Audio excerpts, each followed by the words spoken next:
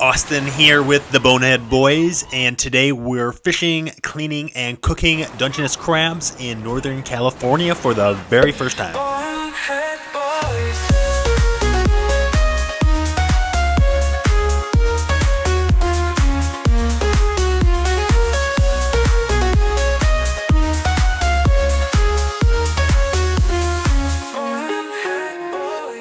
So this was actually our first time crabbing, either with snares and or by boat with cages. And after a little research, we decided to start our quest out at Dorian Beach in Bodega Bay. And it was actually a really cool spot. It's really beautiful. Only downside was the super annoying foghorn that shot out warning blasts like every 3 minutes. And it's loud, designed to cut through the fog for bad weather to alert vessels of dangerous areas.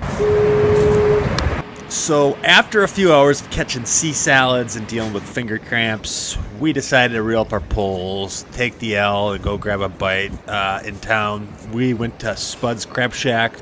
It's located on West Shore Road, right in Bodega Bay. And if you're planning to visit on a weekend, be prepared for a 30 to 60-minute wait and some frustrating parking. But trust me, their crab sandwiches are worth it. They're served cold, unfortunately, but my favorite move is to pair it with a bowl of clam chowder. So you dip the sandwich into the chowder and you got yourself a warm, crabby masterpiece. And after eating our motivation to keep going, it was also my grandpa's birthday, so we went to the Barlow's in Sebastopol and found a super cool spot called Spirit Works Distilleries for grandpa's celebration. And thankfully, we had Cameron along because he was our designated driver. In the meantime, we were, asking around town, talked to a bunch of different locals, and some guys gave us some pretty good tips on a few spots to try out. And so we loaded back up and we went back at it.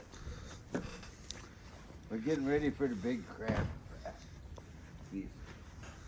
And then after a little bit of a regroup, audible and huddle, we made our way down to Lawson's Landing, which is located on the northern tip of Tamales Bay, just south of Bodega Bay.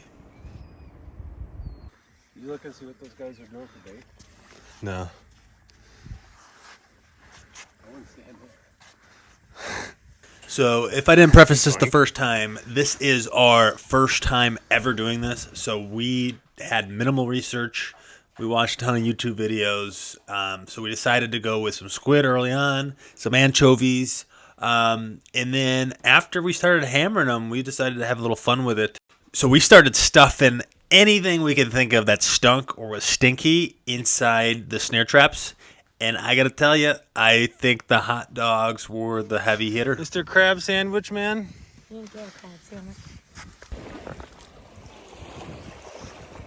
Keep going. Keep going. Don't stop. Don't stop. So it didn't take long at Lawson's Landing before we really started to get into the crabs. Oh, it fell off. Well, yeah, win some, you lose some.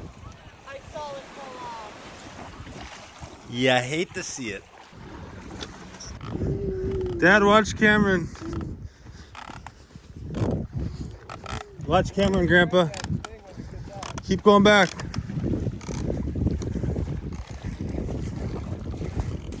Oh, yeah. I think it's a keeper. We gotta measure this one, though.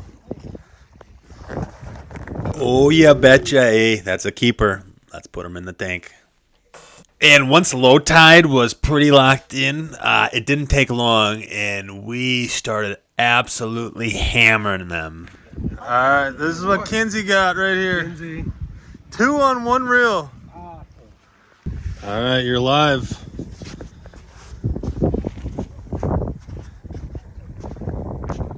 Spelunk.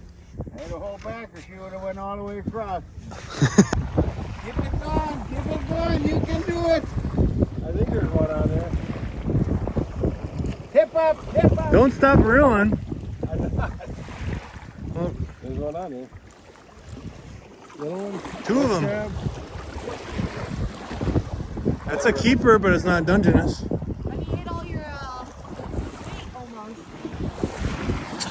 So this crab is known as a rock crab. I'll call it a red crab on the videos, but they live along the Pacific coast in rocky areas and grow up to 7 inches wide. Known for their sweeter meat, they thrive in shallow waters and can get up to depths of 300 feet, but they're not as sought after as the Dungeness crab. And here you can just get a little bit of a size difference and why the Dungeness crab is much more sought after, and a lot of people think the juice is not worth the squeeze on the red crab. Nice one.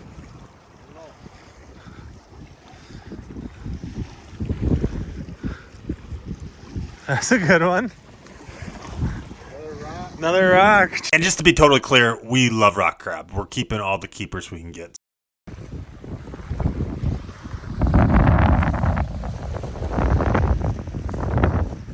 Grab a one. That's a keeper. You? So just when we started hammering them, that's when the ops started to swoop in, and we had a little competition. And I'll be honest with you, he was not very happy with us.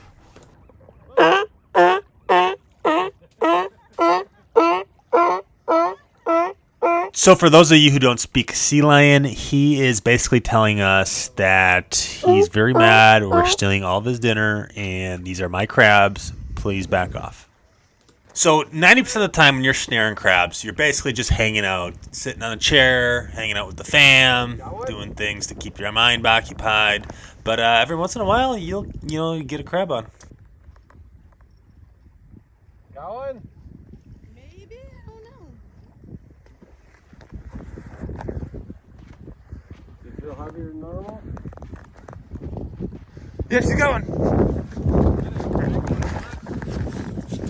Woohoo! I got that on video. Man, oh man. That's a good one. Grandpa's last name. All right, so crabbing in a nutshell is basically 90% of the time you're just sitting around doing nothing and pretending you're working. So you toss your snare out, you get all excited, you wait 5 minutes, sometimes 15 minutes, and then if you're feeling lucky, you reel it in. And guess what? Usually nothing, or sometimes you catch some little tiny crabs. So what do? We cast it back out and repeat the process because, hey, eventually we have to get them, right? You're going to lose them.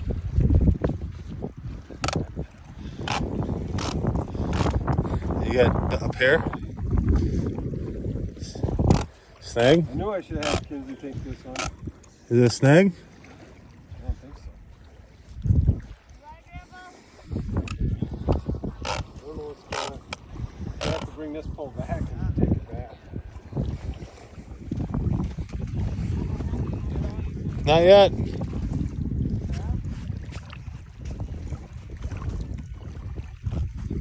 Oh yeah, two of them, big one.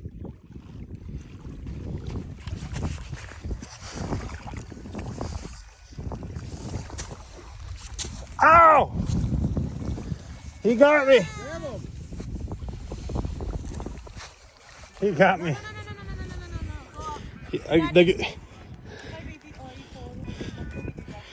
He got me.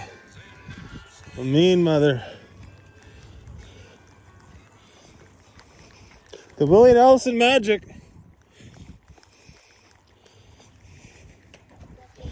Hey, Kins, never mind.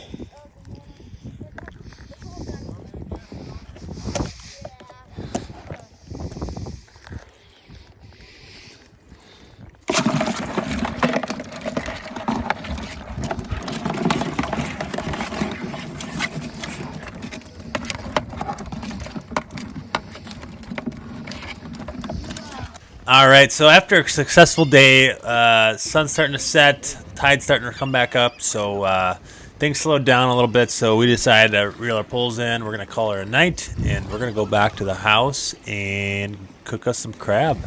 So after we got our poles reeled in, we scrubbed the salt water off the lines, and our total catch was 12 Dungeness in all and 6 red crabs. So we had a total of 18 crabs.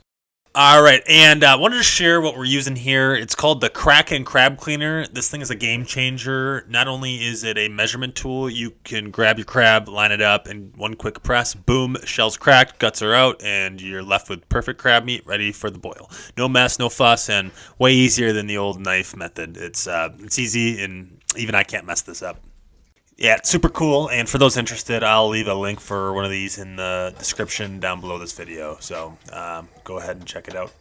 All right, now boiling crab to perfection is simple but crucial. Start with a big pot of heavy salted water. Think ocean level salty. Bring it to a rolling boil.